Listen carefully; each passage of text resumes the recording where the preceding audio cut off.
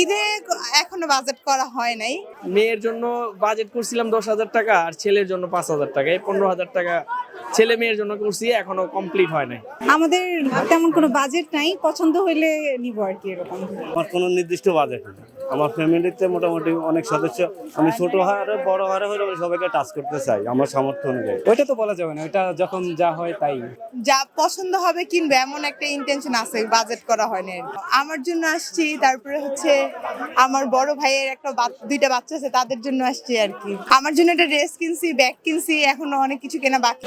ভাই বাজেট দিয়ে তো কোনো কিছু বলা যায় না। এখন বর্তমান পরিস্থিতি, ব্যবসা বাণিজ্যের প্রেক্ষাপটে টাকা তো অনেক লাগাইলে, কিন্তু এখন আমরা অল্প অল্প নিয়ে আসি কিছু কেনাকাটা করার জন্য। যতটুকুতে আমাদের করা যায়, ক্যাপাসিটি ক্যাপচার করা যায়, ফ্যামিলিকে সবাইকে দেওয়া যায়, ওইখানে আমরা সবাইকে দেওয়ার চেষ্টা করছি। এখন পর্যন্ত তো প্রায় 3-3.5 হাজার টাকার কেনাকাটা হয়েছে। আসলে এখন তো আর বাজেট করে কেনা যায় না, দেখা যায় যে পছন্দ হয় একটা দুইটা নেওয়া হয়, এরকম ফিক্সড কোনো বাজেট নেই। পছন্দ হইলো নিলাম, ভালো লাগলো নিলাম। আজকে ফার্স্ট মার্কেটে আসছি, তো এক দুইটা দোকান, নিউ মার্কেটে তো আসছি, এক দুইটা দোকান দেখছি, আমার খুবই মনে হয় নাই, ভালো করে দেখা হয় না এখনো পর্যন্ত, মাত্র আসছি তো।